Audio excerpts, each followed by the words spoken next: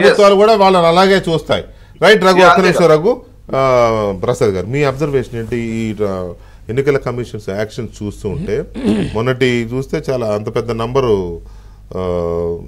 9 మంది, ఇప్పుడు మళ్ళీ ఒక 22 ఆవిడ, అంటే ఆవిడే కాదు చాలా మంది కంప్లైంట్ చేస్తున్నారు. కానీ బీజేపీ అధ్యక్షురాలు అవడం వల్ల దానికి ఆ సిగ్నిఫికెన్సీ సహజంగా వస్తుంది. అంటే మీరు ఆంధ్రప్రదేశ్ అంటే 2014 నుంచి కూడా చూస్తే 2014 ఎన్నికల్లో ఒకే అధికారిని బదిలీ చేసింది. 2019లో చీఫ్ సెక్రటరీని బదిలీ చేసింది, డైరెక్ట్ చీఫ్ సెక్రటరీ బదిలీ. ఇప్పుడు 2024కి వచ్చేప్పటికి 5 ఎస్పీ జిల్లాలకు కదులుతున్నాయి. అంటే ఇప్పటికున్న సమాచారం అయితే చాలా పెద్ద ఒత్తిడి ఉంది చీఫ్ సెక్రటరీని డీజీపీని మార్చాలి.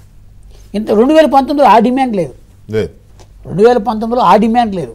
కానీ ఇప్పుడు 2024కి వచ్చేప్పటికి ఆ డిమాండ్ స్టార్ట్ అయింది.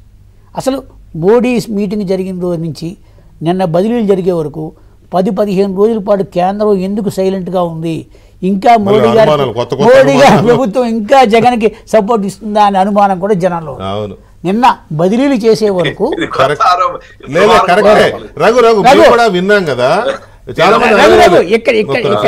నేను చెప్తా ఏంటంటే మోడీ గారి ప్రసంగంలో జగన్ పేరే ఎత్తలేదని, లేకపోతే ఒక్క మాట నరేంద్ర మోడీ ఏం మాట్లాడాలో ప్రసాద్ గారు చెప్తారా?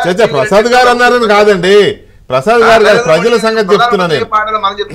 నో రఘు, ఒక మాట. ఆయన మాట్లాడతారండి, ఆయన పద్ధతిలో ఆయన మాట్లాడతారు, ఆయన పద్ధతిలోనే మాట్లాడతారు, ఆయన పద్ధతిలోనే మాట్లాడతారు. కానీ కాకపోతే ఒక మాట రఘు, ఒక మాట, ఆయన పద్ధతిలో ఆయనే మాట్లాడతారు, మీ పద్ధతిలో మీరు మాట్లాడతారు. కానీ ప్రజలకి వచ్చి చెప్పినప్పుడు ప్రజలు ఏదో ఆలోచిస్తారు కదా, ఏదో ఎక్స్పెక్ట్ చేస్తారు. అయితే అది లేకపోయేసరికి రకరకాలు వచ్చినాయి.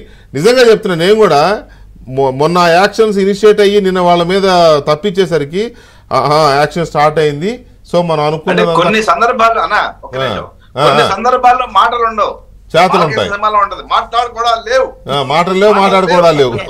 సినిమాలో అలాగే యాక్షన్లు ఉంటాయి, ఖచ్చితంగా యాక్షన్ మీద ఇంపార్టెంట్ తప్పించి మనకి నువ్వు చెప్పిన మాట కూడా బాగుంది, నువ్వు చెప్పిన మాట బాగుంది, కరెక్టే. నిజానికి ఇప్పుడు యాక్షన్ జరిగి ఉండకపోతే నీకు చెప్పడానికి ఆధారం ఉండేది కాదు. అది జరగబట్టి నువ్వు కూడా ఏదో డైలాగ్ కొడుతున్నావు. ఎనీవే, మంచి పాయింట్. రైట్, చెప్పండి రఘు. ఒక్క మాట, ఇప్పుడు మోడీ గారి పర్యటనకు ముందు రోజు ఇదే ఛానల్లో